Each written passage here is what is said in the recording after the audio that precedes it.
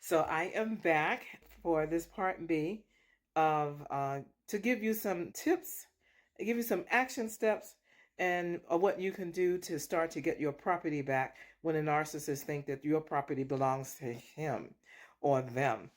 So I flew all the way across the country and I took some pictures and some videos. I'm going to include them in here. I took notes while I was on the plane, so you're going to see me looking down, as well as you're going to see me looking back and forth to look at my notes so I can share with you what I have recorded and what I made notes on about getting your property back. Okay, so first of all, you may have to take legal action. And in legal action, that means you're going to have to start keeping records of things that you purchase and you buy. You want to have proof and evidence in case you need to take legal steps if you have to file small claims in order to get your property back. Whether it's small, it's minor, whether it's major, you want to start to collect receipts. That is dates, times where you purchased it, what it was that you purchased. You want to take pictures of it. You just want to have a record of all, you should have a record of all your properties anyway. And basically, you're just proving, you want to have proof that you are the owner of your property. If the narcissist refuses to give your property back, you may have to file small claims or either a police report of your property being stolen. And that's the one of the steps that's used often in the courts when it comes to proof and having evidence that you did all that you could do to attempt to get your property back. Before you probably file a police report, you may want to have given him or her a formal request, an actual request in writing. Write a note. No emotions in your note. No emotions in your note. Just strictly writing your note and keep it straight to the point and professional, and asking for your property back and why they must return it back to you. And this letter could be a formal letter that you put in the mail. You can send it by email, but you also may want to consider, I would strongly consider making it a certified letter with a return receipt so you can have proof that it has been sent. Again, these are just steps to help you to take the steps that you need to get your property back. And really, from this point forward, any kind of dealings that you have to do with the narcissist, first you want to have no contact, but you got to have some type of contact in order to try to get your property back. So one of the things you want to do is you want to take your emotions out of it. Keep it straightforward and to the point so that you're not tied in emotionally trying to get your property back. This experience that you have been having and you are having right now is toxic. It's toxic. It's too much for you. And so that's the reason why you want to limit your contact, limit how much time that you spend with him. Again, like I was saying, I don't mean to continue to repeat myself, but straight to the point.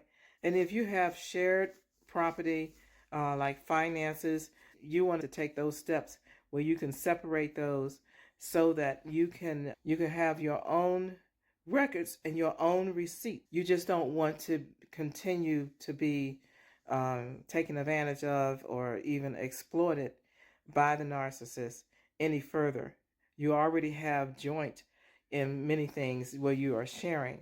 So from this point forward, you want to stop that process and start to separate your finances. I certainly had to do that in my situation also. And if necessary, you have to get a lawyer involved.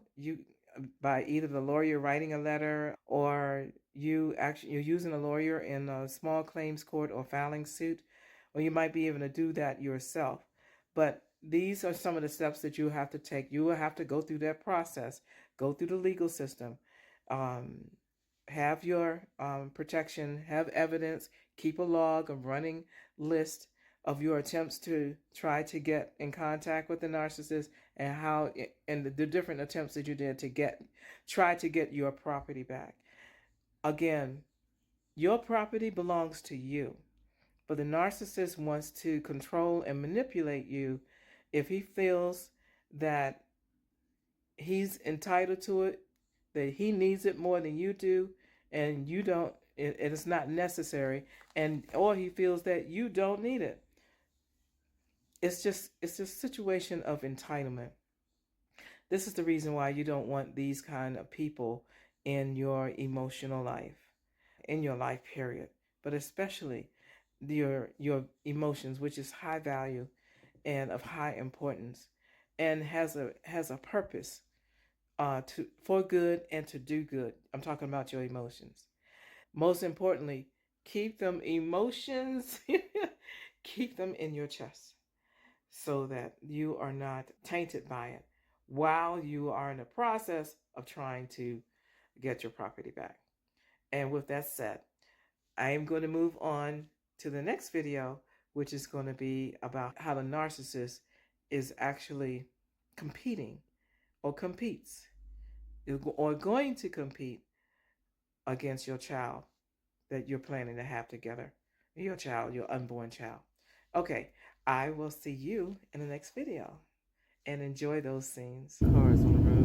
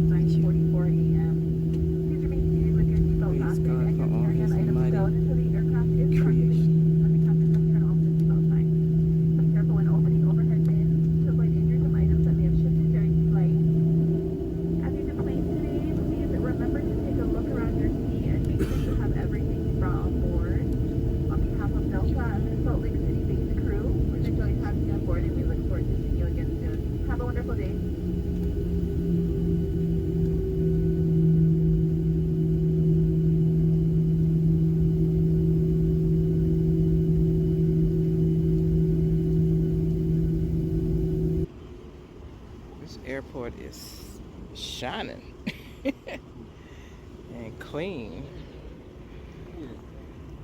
I'm just looking at how it's shining.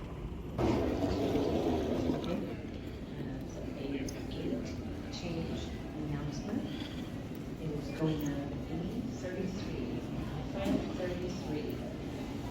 And we're walking on our way to the car rental. 902. So I'm over here at Sprouts, and I'm turning around. I got to, oh my gosh, look at this beautiful, beautiful mountains. Oh my God. I just had to show this to you. Stop here at Sprouts to pick up a few things. And so I'm just adding all of this onto the video. And I'll see you again in that video where I'm going to be giving you the tips on how to get your property back from the narcissist. Okay, I'll see you. I'll see you in that video, that part of the video.